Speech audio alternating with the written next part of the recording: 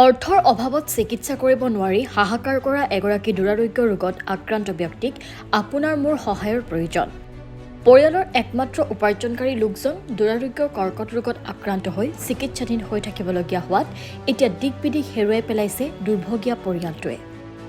পৰিয়ালৰ একমাত্ৰ উপাৰ্জনকাৰী লোকজন এতিয়া দুৰাৰোগ্য ৰোগত আক্ৰান্ত হোৱাৰ খবৰে পৰিয়ালটোৰ মাজত হাহাকাৰ পৰিৱেশৰ সৃষ্টি কৰিছে।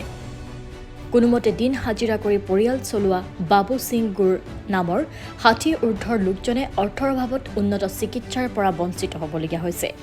ভেৰগাঁৱৰ আটাৰিখাত জংঘলবস্তি গাঁৱৰ এটি জুপুৰিত পুত্ৰ, কন্যা আৰু পত্নীৰ সৈতে বাস কৰে বাবু সিঙে। চাহ বাগিচাত দিন হাজিৰা কৰি অতদিনে পৰিয়াল চলাই আহিছিল লোকজনে। কিন্তু দুৰাৰোগ্য ৰোগত আক্ৰান্ত হোৱাৰ পাছৰে পৰা হাজিৰা কৰাৰ পৰিৱৰ্তে চিকিৎসালয়লৈ তাঁতবাতি কৰিবলগীয়া হৈছে দৰিদ্ৰতাই কোঙা কৰা বাবু সিঙে। চিকিৎসাৰ নামত হাতত থকা টকাকেইটা শেষ কৰি এতিয়া মূৰে কপালে হাত দিছে তেওঁ। পৰিয়ালৰ একমাত্ৰ উপাৰ্জনকাৰী তথা দৰিদ্ৰতাই কোঙা কৰা বাবু সিং গুৰক উন্নত চিকিৎসাৰ বাবে এতিয়া স্বাস্থ্যমন্ত্ৰী, মুখ্যমন্ত্ৰী, জনপ্ৰতিনিধি তথা সমূহ ৰাজ্যৰ ওচৰত কাতৰ আহ্বান জনাইছে দুৰ্ভগীয়া পৰিয়ালটোৱে। সেয়েহে তেখেতৰ চিকিৎসাৰ বাবে প্ৰয়োজন আপোনাৰ মোৰ অকণমান সঁহাৰি। কেঞ্চাৰ বেমাৰত ভুগি আছে। মই দিন হাজিৰা কৰি খোৱা বাগানত পাত ছিঙি খাওঁ।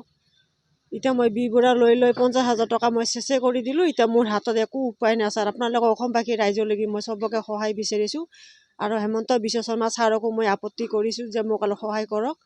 বিশ্বজিৎ দৈমাৰী ছাৰকো মই সহায় খুজিছোঁ। আপোনালোকৰ হাতৰ হেৰি কাৰণে মই হাত জুৰি পেলাই কৈ আছোঁ, মোক চবেই মিলি অলপমান সহায় কৰি দিয়ক, যেনেকৈ মোৰ স্বামীটোক মই বাচাই আনিব পাৰোঁ। আৰু প্ৰমোদ বড়ো ছাৰকো মই আপত্তি কৰি আছোঁ, হাত জুৰি কৈছোঁ, চবেই মিলি মোক সহায় কৰক। মই গৰীব দুখীয়া মানুহ। আপোনালোকৰ কিঞ্চিত সঁহাৰিয়ে হয়তো ঘৰখনলৈ পুনৰ হাঁহি উভতাই আনিব।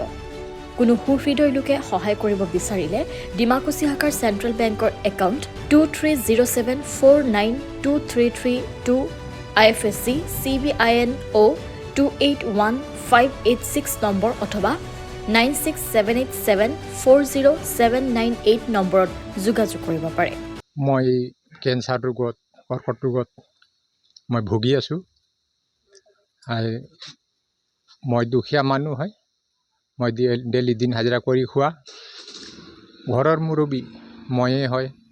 এতিয়া আমি 5টা পৰিয়াল। এতিয়া মই কেনেকৈ ঘৰখন চলাম?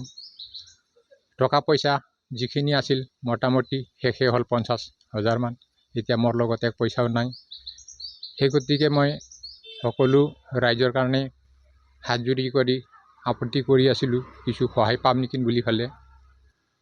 ইফালে ধৰক অসমৰ মুখ্যমন্ত্ৰী হিমন্ত বিশ্ব শৰ্মা দেৱ আৰু বিশ্বজিৎ দৈমাৰী দেৱ ছাৰ আৰু BTRৰ প্ৰমোদ বড়ো ছাৰ, তেওঁলোকলৈ মই নমস্কাৰ কৰি হাত জুৰি বিনতি কৰি আছিলোঁ, কিছু সহায় পাম নেকি বুলি ফালে আশা ৰাখিছোঁ মই।